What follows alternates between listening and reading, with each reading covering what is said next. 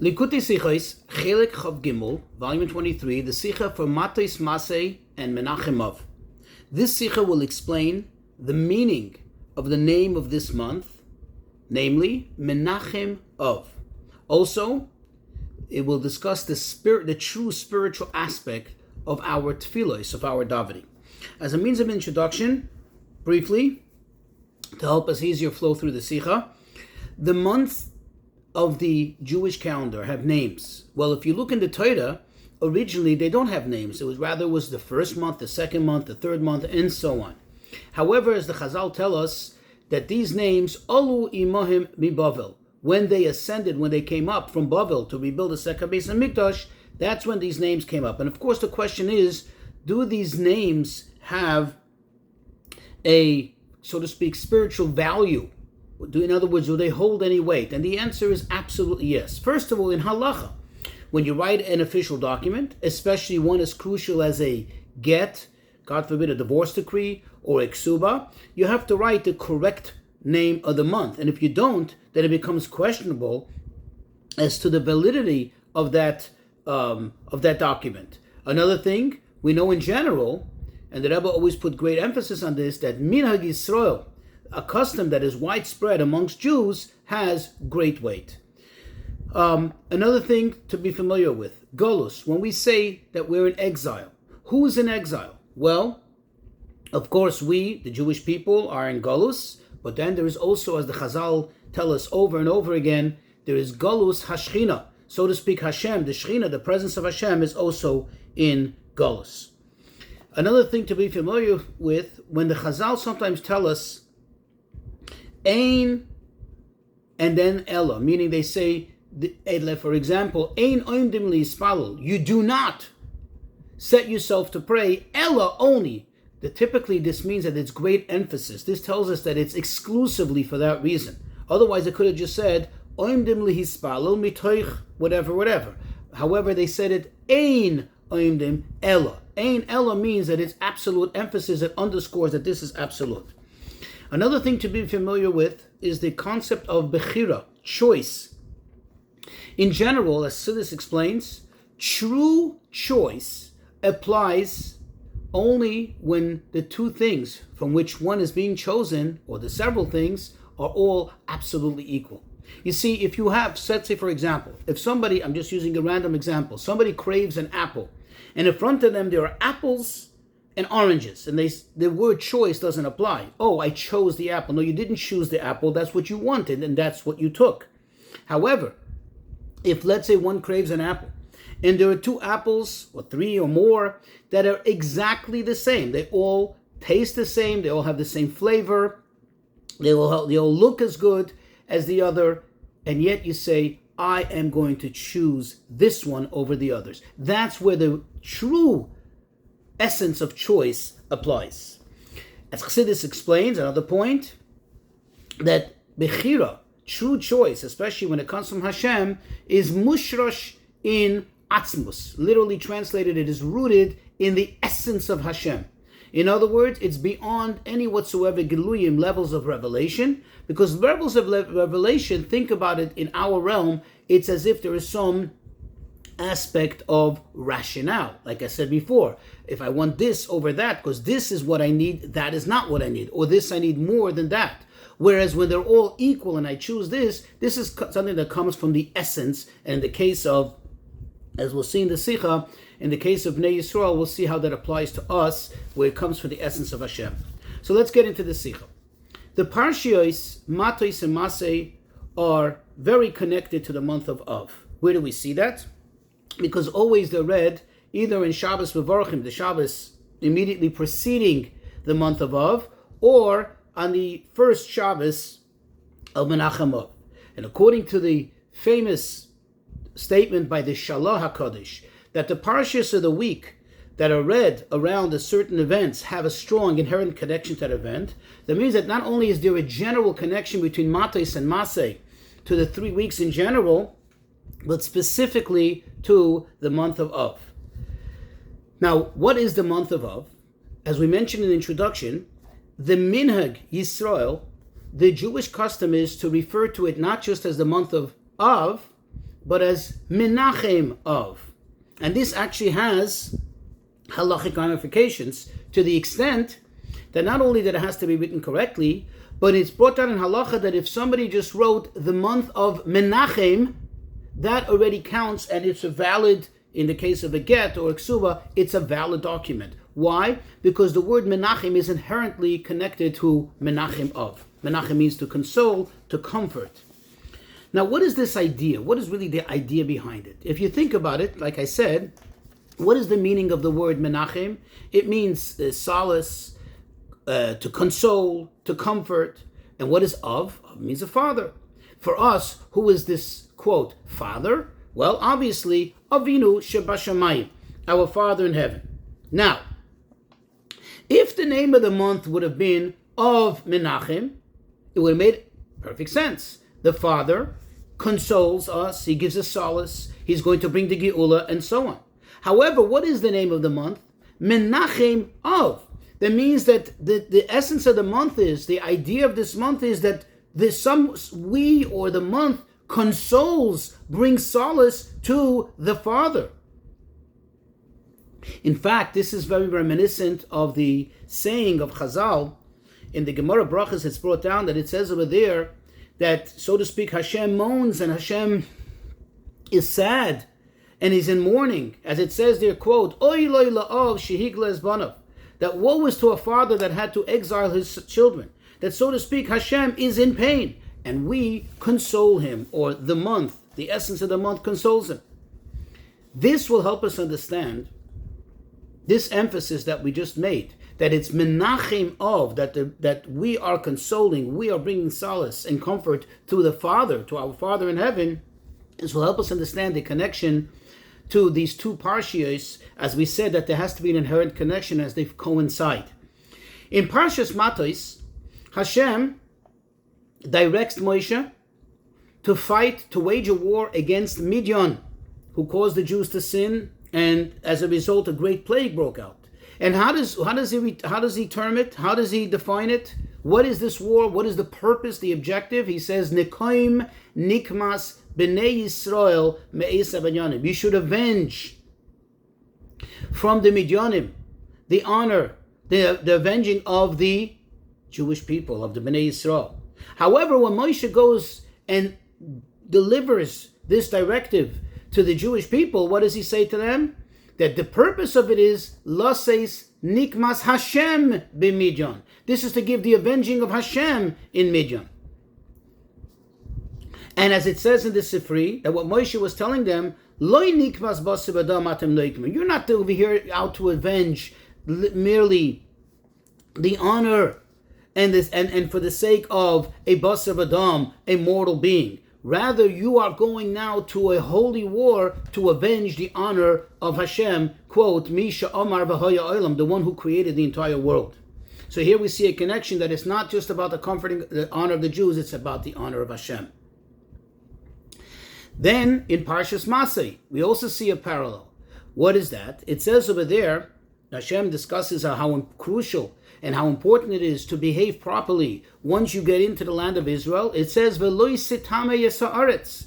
You should not make impure, you should not defile the holiness of the land that you're going to live in. And Hashem concludes, because He says, "Asher ani shoichem b'seicha," because I dwell in it. Ki ani Hashem shoichem b'seicha b'nei Yisrael, because I am Hashem who dwells amongst Bnei Yisrael. So first Hashem says, do not defile the holiness of the land because I dwell in it. But then Hashem says, I dwell amongst Bnei Yisrael. And again, the Medrash, the Sifri, says on this, Chavivin Yisrael, how special and beloved and cherished are the Yidden, that even though that they may be Tameh, even though they may be in a state of impurity, Shechina Beinayim, the Shechina is amongst them.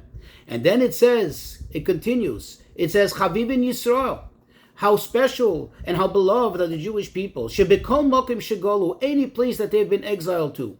Shechina imayim, the Shechina is with them, and when they return, quote, Shechina imayim, the Shechina is with them. So what do you see from this? What can you conclude from this? That the Galus is not only a Galus for Yidden, for the Bnei Yisrael, but rather it's a Galus for the Shechina itself, because the Shechina itself quote-unquote, returns when the Jewish people return by the redemption. So this, we just established what Menachem-Av means, the connection to Matos-Mas'ei. But this needs all to be understood. You see, bottom line, what we just said is that Menachem-Av emphasizes that the nechama, the comfort, the consolation is for the father. The solace is for the father. And there seems to be absolutely no mention about a nechama, about a solace for the son, for the Bnei Yisrael. Now, if we're talking about great, lofty tzaddikim that are on an extremely high level, where their whole purpose and endeavor in life is exclusively for Hashem, we can understand. Why? Because their whole concern in life is what's good for Hashem, so to speak, what's good for the Shekhinah, and therefore when the Shekhinah is in Galus, this totally bothers them, and therefore their whole focus and is exclusively Menachem-Av, to console the father. Even if we were talking about the average Jew, that although they may be not at such a lofty level, but still their pain in Galus, their inadequacy as a result of the Galus, is also somewhat of a spiritual one. As we say in the davening on Yontif, that because of the Galus, we are now prevented, we're not able to go up and do our service in the Beis HaMikdash as should be. Okay, so this in a sense is, quote, a pain of the father. It's a pain that's related more to the father, more to the Shekhinah. Okay, but this would be true. So this is even, but still, this is a loftier Jew. But we're talking about your average Jew, your regular person, your regular Jew. How can you say that for this regular Jew, his pain is not literal? His pain that he feels the galus is in a little sense. He feels it literally. He feels the challenge of galus, which translates into tsaras from the goyim, all the problems that we have, all the persecution, problems with parnasa, problems with day-to-day life, everything that bothers us and aches us. How can you say for this Jew that the whole objective is Menachem-Av, about consoling the father? It would seem that there should be somewhat of an objective and something to do about consoling the child, in this case the Yid, because the Yid feels it in a literal sense. You're talking about a Jew like myself, a regular guy, and just there's a problem because we're in Golus, things are difficult, because in Golus there's anti-Semitism, because we're in Golus we have a hard time making a living, because we're in Golus there are all kinds of Rachmana litzlan, all kinds of illnesses and all kinds of problems. So the Rebbe says we'll understand this by prefacing a parallel concept in the subject of tefillah, of davening. We know the Chazal say, Ein oimdim lihispalel el mitoch kavod rosh, that you do not position yourself, you do not approach davening only mitoch kavod rosh. What is kavod rosh? So it means gravity, that you have to come with a seriousness. You don't just start davening. You have to prepare yourself and set your mind. However, what is the literal translation of the word kavod rosh? Kavod means heaviness, like a pain, an ache, rosh of the head. So the Maggid of Mezrich says on this, from a Hasidic perspective, from a subliminal perspective, that what does it mean? That when you daven, you don't daven only for your own deficiencies, for the things that you need, but rather what you daven for is for the rosh, the reish of the chol reishim, for the head of all heads, meaning that whatever is kiviyachol, so to speak, lacking and deficient in the Shekhinah, that the Shekhinah is not in the world, that the Shekhinah is not, so to speak, enjoying all its needs, which is, its need is to spread into the world and to permeate every aspect of the world. Which means, as the Maggid says, that although if you look into the liturgy, you look into the actual words of davening, you seem to be asking for your personal needs, your kavanah, says the Maggid, your intent is that it shouldn't be deficient le'ela, up above. And he says, because he says the neshama is chelik l'kami mal, is literally a piece of Hashem from above. And it's like a limb of the limbs of the Shekhinah. It's like a part of the Shekhinah. And therefore its main request, its main desire, the neshama, when it's in the body and it davens, is that everything should be fulfilled, and it should be yushpa le'ela, it should be mushpa above. Of course, on this we can ask the same question almost. Those who are on a very high level, great tzaddikim, that this would apply to them, no, makes sense. But most Yidden, your average person, when you're davening, you feel your body. You feel your physical needs, your material needs, and it bothers you. And when you don't have it, it plays a role in your life. It matters to you, and therefore, how could you say the words of the Maggid, how can it apply? And not only that it applies in general, in a very lofty manner, in a subliminal manner, but you say, Ein oimdim lehispalel ela. That means, ultimately, this is the exclusive reason why we daven. Not because you're asking for your needs. Not because you're doing what actually the mitzvah is, that if you feel a need, you have to daven for Hashem. Oh no, you don't feel yourself. But I do feel myself. How can you say that I'm davening exclusively, Ein, Ella, I'm davening exclusively for the purpose of what Hashem needs? Now, it's true that the body is the exclusive property and in ownership of Hashem. But that doesn't answer the question. Because at the end of the day, when I daven and I think the meaning of the words, what are the meaning of the words? All kinds of needs that I need, that I can relate to. I, meaning not the neshama, not in a lofty level, but I down here in this world, physically, materially, what I need. But according to the Pirush of the Maggid, it seems like that exclusively we daven only for the needs of Hashem. And therefore we must reach a conclusion. What is the explanation here? We must reach a conclusion that indeed, when a Yid davens, and it seems that he intends, he thinks about what is his kavanah, about the things that he needs in a literal sense. But subliminally, on a very deep level, his tefillah is also about the deficiencies, so to speak, of Hashem, what Hashem needs. What is the meaning in this? How do we explain it? You see, in a literal sense, or at least if you look at the surface, when you try to contrast the soul and the body, it seems obvious that the soul, the neshama, is greater than the body. It's much higher than the body. But the truth is, when you look closer, you look deeper, we actually realize that there's a fundamental difference between the neshama and the body. You see, the neshama is inherently chelik elikami mal, as I said before. It's a piece of Hashem. So in other words, it's inherently unique. It's different. There's nothing like it. There's nothing like the neshama. There's nothing to compare it to. However, the body, as the Alter Rebbe explains in Tanya, outwardly at least, in its material sense, in its chumriyos, it's exactly the same as the bodies of Goyim. No different. And dafka, specifically the bodies of the Yidden, the Gufes B'nai Yisrael, is where Hashem made the Bechira. That's where Hashem shows. When we say Ata V'chartonu, it refers to the body. Asher Bochar Banu refers to the body. The Bechira over here is a Bechira Atzmis. It comes from the essence of Hashem. This actually makes the body greater. This puts the body in a greater, higher level than the Neshama itself. Why? Because in the Neshama, like we said, the idea of Bechira, the whole idea of choosing, doesn't apply.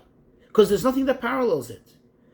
And therefore, how do we explain it? The Neshama is, of course, very lofty, very holy, but really it comes from what we call the dargos of Gilui, of revelation. It's a revealed manner. It's something, in other words, it's a very, very high level, but it's a level. Whereas the body that Hashem chose, this is Bechira, this is absolute choice, this is beyond any level. This comes beyond any rationale. This is Atzmus itself. This is Atzmus itself. As the Alter Rebbe says in Tanya, that Bechira, true choice, is only in Atzmus, and he says, quote, She'ein lo ila v'siba shekot lo chas v'sholem. There is no rationale. There is no reasoning or rationale that can trigger it in any way. According to this, it comes out that the existence of the body, the mitzias of the body, and all its needs is connected on the deepest level to the highest level, beyond the highest level, to Atzmus of Hashem. This is actually like an expression of Hashem. And according to this, we can already get an understanding. When a Yid davens and he asks for his needs, His needs, his bodily needs. This is not a contradiction to what the Maggid said. Why? Because when the Yid davens, he feels a deficiency, he feels a need in his own personal gashmistic needs. Bottom line, this is an expression of atzmus that's expressing itself through his body. And that's why when he davens and he has intent for what he physically needs, money, health, whatever it is, deep down, what he really is asking for is who that body is connected to, who chose that body, and that is, in other words, there is a need in Hashem, so to speak, and that expresses itself in the body through the body's needs. That is the signals that we pick up on. Our sensors don't pick up atzmus, our sensors pick up our literal needs. But really what's triggering those sensors is the needs of atzmus. Likewise in the idea of Menachem-Av. Since every single Yid is, quote, a son of HaKadosh Baruch Hu. Moreover, as we just explained, not only a child of HaKadosh Baruch Hu, but that Hashem chose us. So the fact that a Yid feels the challenge and the pain of Galus, physically in a literal sense, in the pnimius of the matter, in the subliminal aspect of it, this is the pain of Hashem. This is not just our pain, but it's the pain of Hashem. And that is the ultimate pain in all of this. Just like by davening. So it seems like it's our pain that we're feeling. But what we're really feeling is that deep down is this pain of atzmus, the pain of the Shechina, as the quote, the Shechina went into Galus and the Shechina needs to return and go out of Galus. And according to this, we'll also appreciate another medrash in Sifri. It says over there, Rabbi Nassan says, the one we quoted before, Chavivim Yisrael, how special are the Yidden, that any place that they went to Galus, Shechina is with them, and they return, Shechina is with them. But what happens afterwards? Rabbi Yehuda says, he adds to this, and he says, Lamar David Omer, he gives a parable for this. He says, the parable is a king that said to his servant, listen, if you ever need to find me, if you ever seek me, you ever looking for me, you should know that I'm with my I'm by my sons. Anytime you look for me, you should know I'm by my sons. And how does he conclude that, Rabbi Yehuda? He says, and so it says in the pasuk, that Hashem, quote, dwells with them. He lives amongst them, even in their state of impurity. Now, if you think about it, what really did Rabbi add to this statement, Rabbi Nassan? Rabbi Nassan said that Hashem is with us in the Galus. He said it, that when they go back, Shechina goes back. So what more is Rabbi saying? What is he adding? The answer is, look at the words closely. Rabbi Nassan said, Chavivin Yisrael, that the Jews are loved, they are cherished, they are special. Well, once you give a definition for why they're unique, in this case you said they're loved, they're special, Chaviv, this already is an indication that it has a connection more to the neshama, where there is, quote, a rationale for that love, for that appreciation of it. However, Rabbi Yehuda is going even deeper. He's talking about the goof of the year that's in Golus. And therefore he brings the pasuk, Hashechen itam b'seich tumasam, that Hashem dwells with them in their tumah. Tumah, impurity, has no connection whatsoever, in any whatsoever way, to the neshama. The neshama cannot become impure. It's only the body that can become impure, chas v'sholom. And there is the emphasis that Hashem is there even with them. So I didn't finish the whole entire Sicha. There's more to learn. But however, we'll jump over to the Hayrah, to the directive. The Rebbe says, since the entire month is called Menachem-Av, that we have to, so to speak, console Hashem, bring joy, inject joy into it. And it's not just after Tisha B'Av, post Tisha B'Av, when we begin reading the Haftarahs, the Shiva de Nechamta, in which we start to read about the consoling and rebuilding of Jerusalem. No, the whole entire month is called this. Menachem-Av is from day one, even as we're experiencing the challenges of the destruction and the calamities of it. So this tells us that right from the beginning of the month, we need to increase in joy. What is the ultimate joy? Increase in diligent study of Torah. And like the Rebbe always emphasized and made a big campaign out of this, to increase in siyumim, in making completion ceremonies of Masechtos, which this, as we know, inherently is calls for a simcha, and this is allowed according to halacha, even in a time when halachically we have to be in a state of mourning.